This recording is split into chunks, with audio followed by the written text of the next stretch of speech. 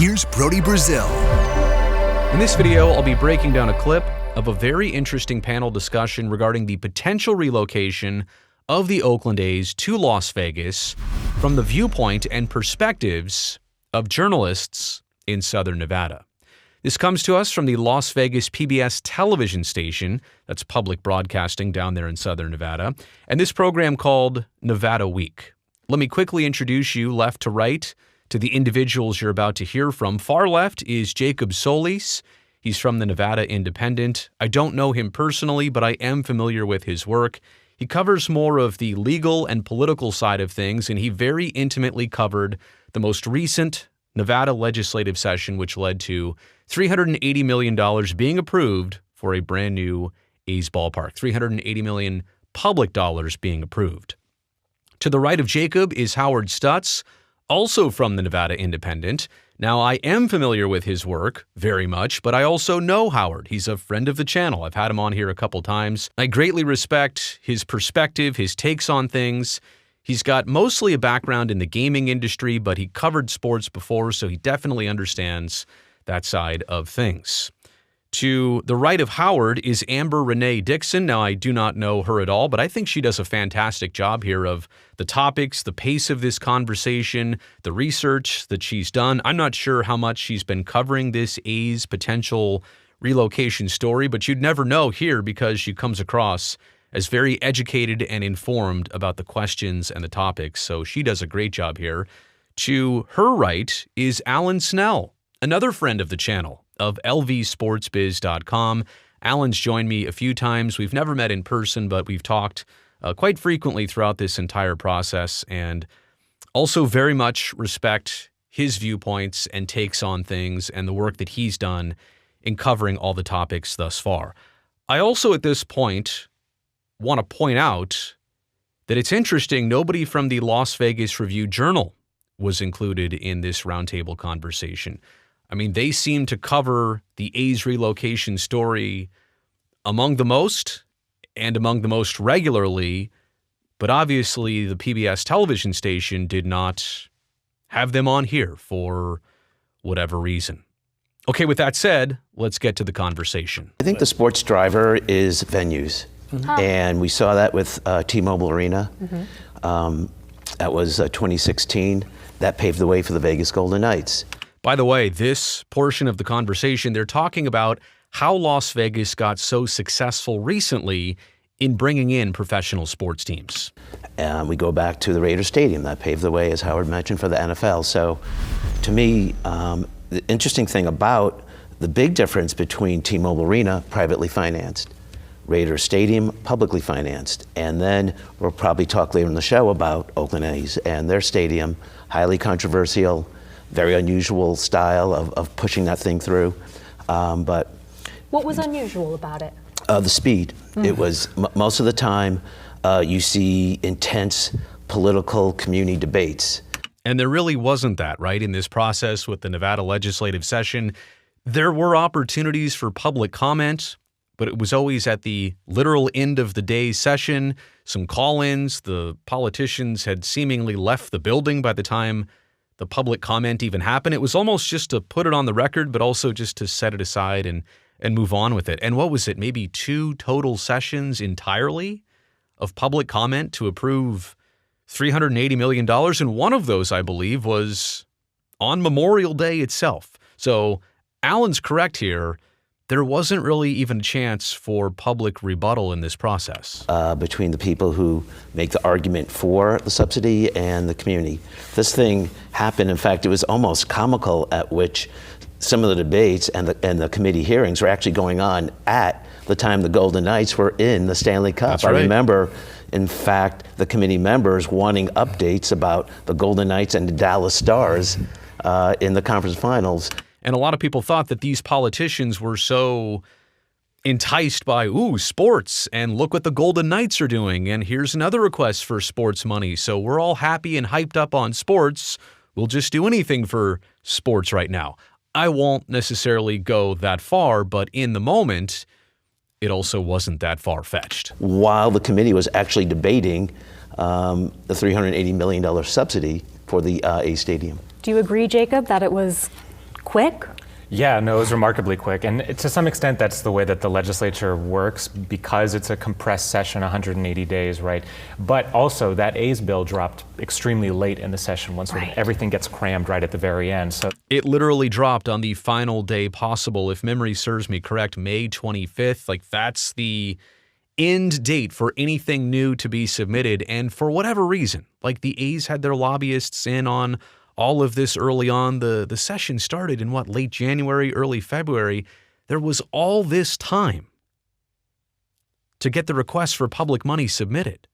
And maybe it had to do with the site changes, and that wasn't even locked down. This might go to show you how late breaking the whole Tropicana site thing was. But the point is that it literally dropped on the very last day possible for the legislative session to even consider public money as an option. they were not only debating that, they were having fights over the budget, they were having fights over education spending. And so, of course, you have all these multi-billion-dollar fights, and now you got to also debate the A's stadium. And so, yeah, there was a compressed timeline that ultimately led to a special session, which was itself compressed because everyone wanted to go home. They had been there since January. So. Yeah. You also have to remember that the originals, when the A's announced they were going to come to Vegas, the original site was up on west side of the I-15 at the old Wild West site. Much like 15 the Raider Stadium. Right, yeah, where the Raiders, you're down the road from the Raiders Stadium. Then all of a sudden, they announced later on that it's being moved over to the Tropicana. So I mean, it was just like back and forth. And this was when you say compressed, I mean, the A's said they'd been here 2 years looking. They were still debating whether they were going to stay in Oakland. But it was compressed. All of a sudden, this bill when the bill dropped, I remember the last day. And The last day, there you go, Howard telling it like it is. And that morning, because we got a copy of the bill, and you and I and Tabitha were up that night writing the story. Look at that flex. We had the bill. But again, Howard and the Independent, they do a great job. I've been saying that all along. The bill drops. The A's put out pretty pictures of their renderings of the new ballpark, and to try to don't pay attention to those numbers. Look at these pretty pictures. So it was. And by the way, those renderings were deemed completely invalid about 60 days later. Literally, they came out the same day as language for SB 509 was submitted, May 25th, again, I think. By 2 months after that, July 25th, I think it was, or right around there, the A's themselves said these renderings are worth nothing. This is not accurate to what we're about to try and build. It was a very crazy process the way it was done. Very different from the Raiders. At least with the Raiders, we're very upfront on what they were doing. The A's haven't been in this whole time. It was you had to draw it all out of them. Mark Davis was here. He was very supportive of the different events. A huge difference was Sheldon Adelson, who was the main driver on the Raiders bill. Right. You didn't see that kind of overt strip hotel company support. They did. They technically were on the side of it. You just didn't see it explicitly. What happened, what pushed the Raiders bill through was because we were at all those hearings that were going on ahead of it, and MGM and Caesars decided we'll pay the room tax, and so when the two biggest companies get together to do that, that kind of pushed it all Along through with that. Sheldon, it was pretty And much. Sheldon, yeah, It was game over at that right, point. it was. It's really interesting. Again, I followed that Raiders stuff not as intimately as this A's development, but how, it did work with that hotel tax. That's how Allegiant Stadium largely was paid for from the public side of Nevada and Las Vegas. There's just I say tiny, but over time it's not tiny, a tax on hotel rooms. And guests that come to Las Vegas pay that little tax that adds up to a big number. And over, I think Alan will mention here, 30 years, they pay back $700+ million for their side to build Allegiant Stadium. It was going to happen, and there was really very little debate about the legislature back in for that bill, so for that special session. And to the extent that timing mattered with the Raiders Stadium bill, I mean, that session happened in an off year where everyone had a lot of time, and then it was announced by the governor, I think with some time in advance after some debate had happened internally. With the A's, it happened at the end, again, of a compressed regular session, and the special session only happened because the bill died in the regular session because they couldn't get it done because they ran out of time. So I think there was sort of an element of no one was really clear about exactly what they wanted, because even once we got the special, there was debate and debate and debate because it wasn't clear that they had the votes to actually get it over the finish line. And see, that's the whole thing. Again, how late all of this broke. And my question, or in reverse, and it doesn't matter anymore, it was all approved, but why was it all saved until the very last possible moment? Maybe we'll never know. And where do we stand now as far as the information that you had to pull out of them? Are you still trying to find out? Well, we were supposed to have a renderings unveiling a couple of weeks ago. In fact, Howard referred to the drawings, but as you know, they were not exactly specific drawings. Right. I mean, they were very conceptual stuff to kind of just give. I mean, the athletics themselves acknowledged that they were not the actual drawings. In fact, later though, not initially. No, correct? But the drawings showed the ballpark that was taking up the entire 35-acre chunk there, which has been documented obviously here on this channel. But to Alan's point, it was literally 2 months later that the A's said, "Wad these up," I believe was the exact quote. The Tropicana, clearly, in fact, we decided not to even use those drawings anymore because they were just simply not accurate depictions. I wondered, because we have those as well, should we show them or not anymore? You'll have new ones, I imagine pretty soon now. I saw Dave Cavill ironically at the Fountain Blue press opening, and I talked to him a little bit about it, and he said they're probably going to do something around Big League weekend. The A's are coming in to play the Milwaukee Brewers. That's mid-March maybe with spring training games, mid to late March, Big League weekend.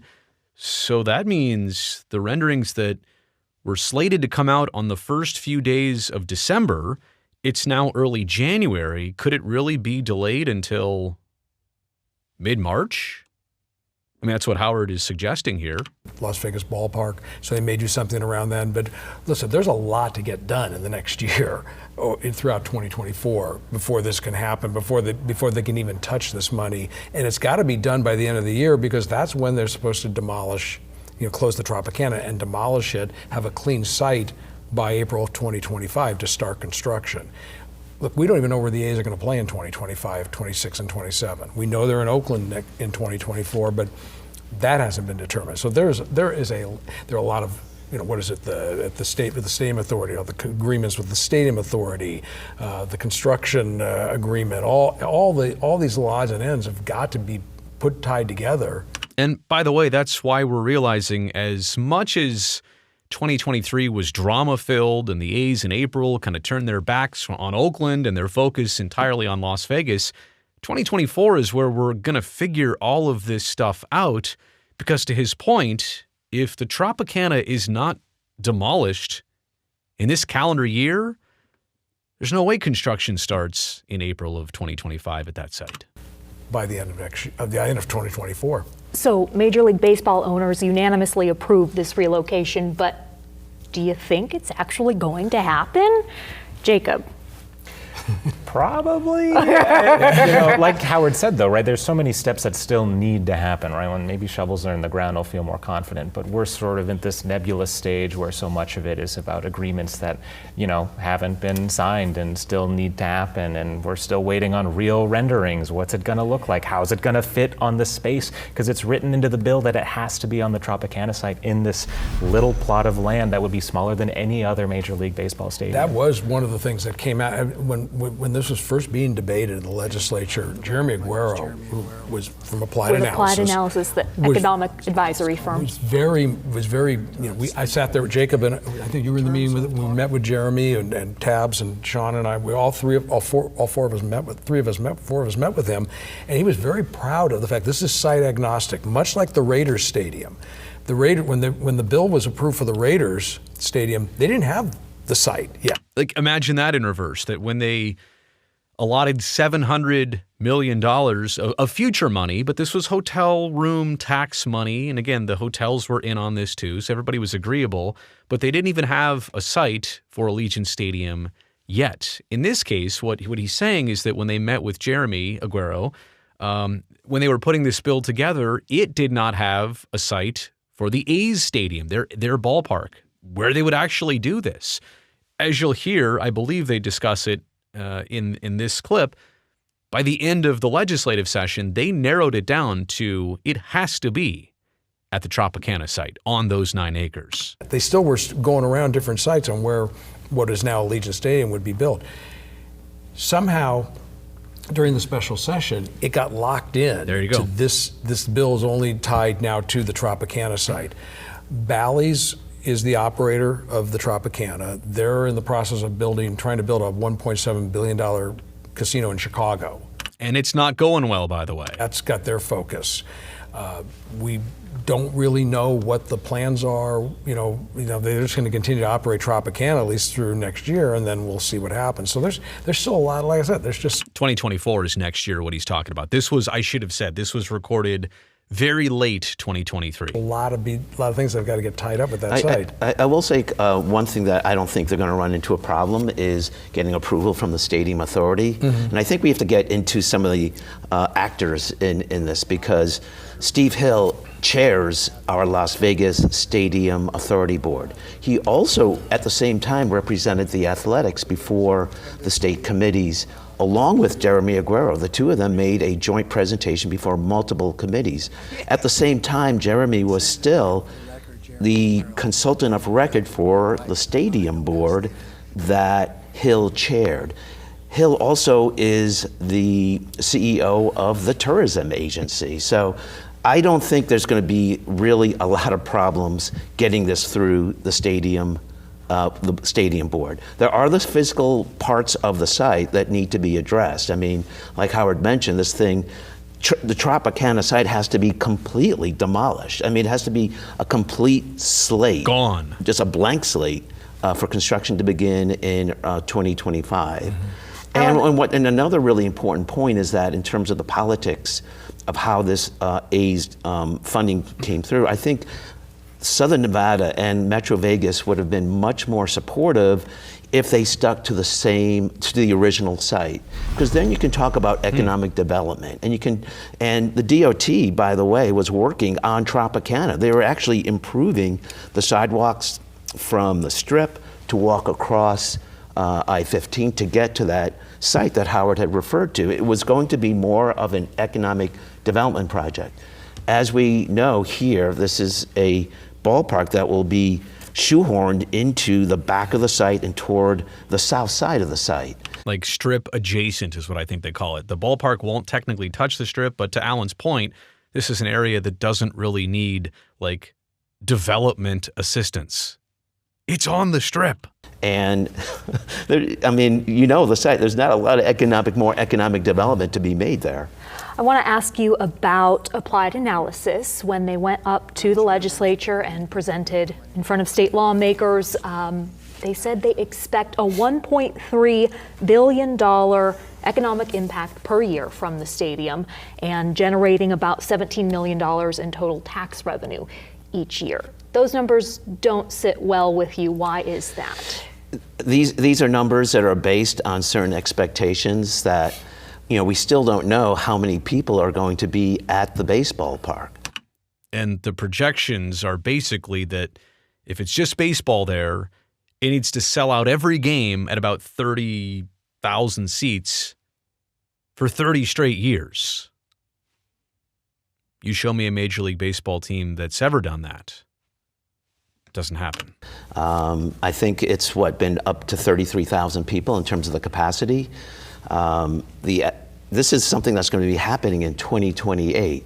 I'm not quite sure that you're in a position to project these $1.3 billion figures or any of these figures. And you've taken a stance on this, on these sports teams releasing figures about Right. Just this week, I impact. sat down with Michael Chrome, who's Chief Financial Officer of the Las Vegas Raiders, and they came out with a press release saying that the stadium and the visitorship, thanks to the Raiders events and also the stadium events, generated $2.29 billion. That's almost nearly $2.3 billion in revenue. And I said to the Raiders, if you want to sit down and explain the math, we will report that. And I think that's responsible journalism.